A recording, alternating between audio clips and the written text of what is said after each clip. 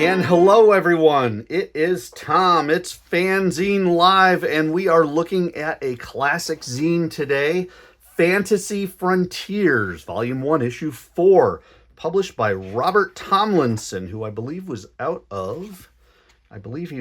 of Las Vegas, Nevada. And Fantasy Frontiers is one of those classic anthology slash news slash review zines that kind of had a little of everything, and this was one of the big ones. Tomlinson really had a good thing going, and back in the 80s, you can see that this piece, the cover by Guy Davis and Sandy Schreiber, was made in 1986, and it looks like our own Central Ohio Michael Neno did this one back in 1987 of Starfire from the New Teen Titans. Very nice work on both fronts. And Fantasy Frontiers was one of the big magazines. It was its own creature. It was not a small press comics explosion. Didn't necessarily want to be, though Tomlinson did dabble in some of the things that SPCE did. And then once Tim Corrigan decided to give it up with Small Press Comics Explosion, Robert tried something else that I've got a copy of somewhere around here. But I wanted to look at Fantasy Frontiers because this truly is a jack-of-all-trades type of zine with some really great pieces and people having contributed. But what you're going to see is a few strips, a lot of columns, some reviews, some news, that type of stuff. And it comes from just many people. So we start with the introduction by Robert. You can see some spot illustrations. Got a couple there, even threw in a photograph. And now looking at he had a circulation apparently of 200 on that issue. Looks like he even got a pick of the month written by TM Maple. So people were offering their picks of the month. Looks like Michael Neno liked Hup, Wade Warren liked Justice League, Robert Tomlinson liked Uncle Scrooge. Trying to see what else. So then we jump into the news. Small Press Comics Explosion. Some comics from Gladstone and Malibu. He was very big in the Tomlinson was very big in the indie and direct market only companies. Kitchen Sink. Ian Shires with Dime Store Stories, having some information there. You can see Matt Levin is mentioned in there. Matt Fiesel, I like this. His mini comics will no longer be available. Matt has advanced into the big time. He will be doing work in Captain Confederacy and Zot.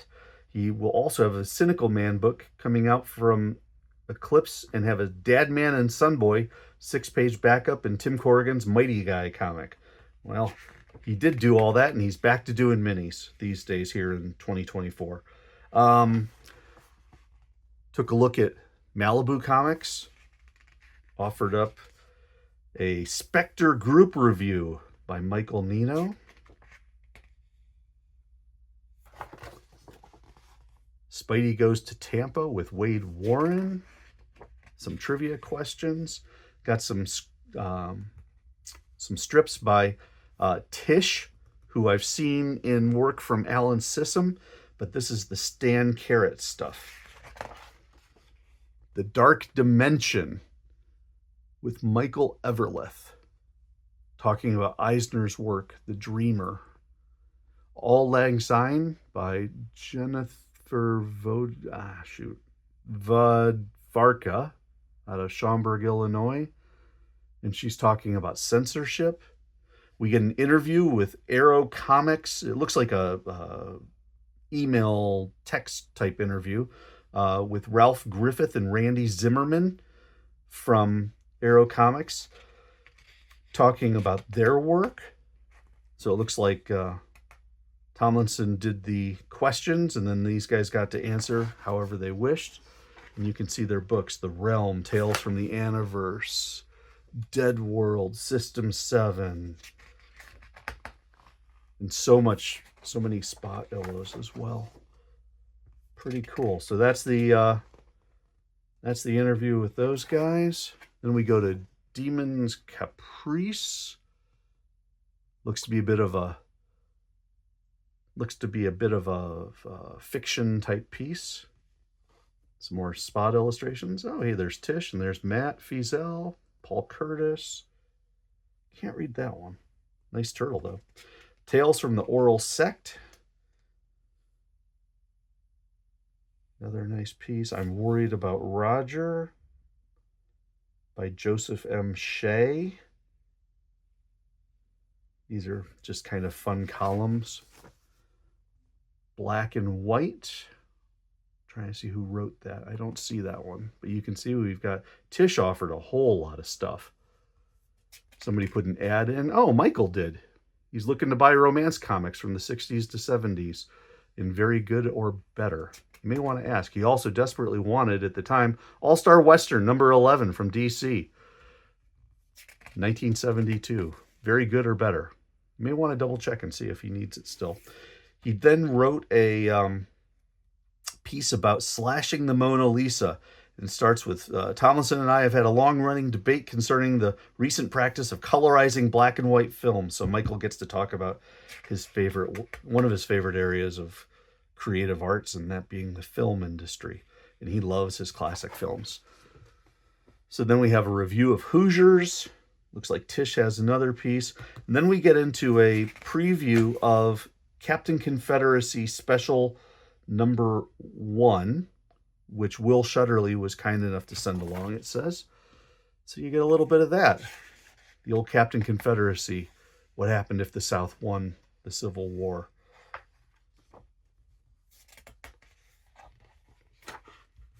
Very interesting story. I did an interview with Shutterly for my Heroic zine back in the day. So then you got some stuff about Horizons Unlimited, talking about Tisch, talking about the Far Side. Gary Larson's Far Side had 500 of his cartoons displayed at the Smithsonian.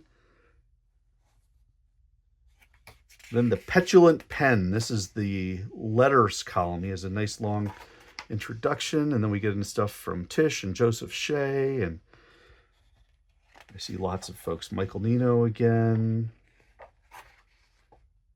Michael Everlith. An ad for Fanzine Crossing number 4 by Liam Brooks. I actually have that.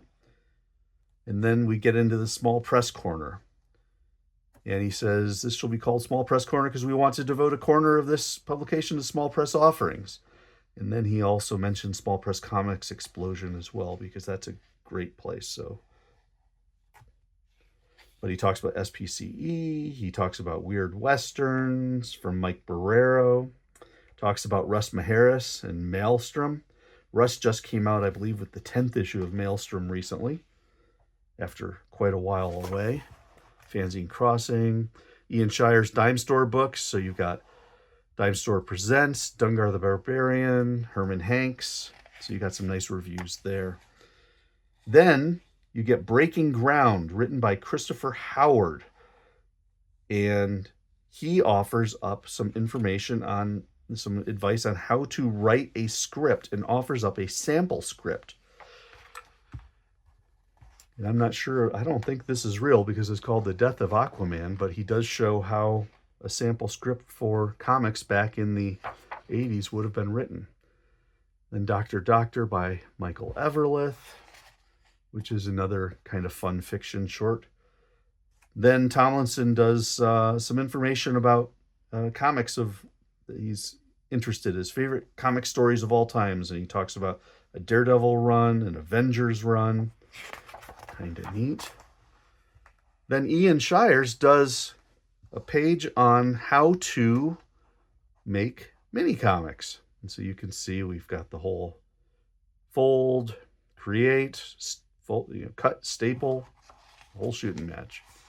You got lists of the top 5 series of all time, the top 10 current series, favorite writers, favorite artists.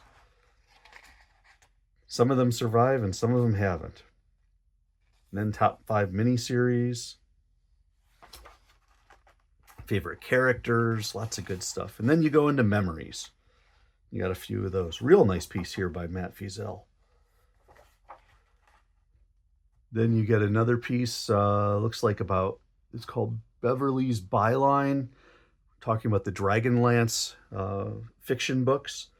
Reviews of Wild Cards, which is, I'm trying to see if this is a comic or not. I've not heard of Wild Cards, so I'm guessing it's not.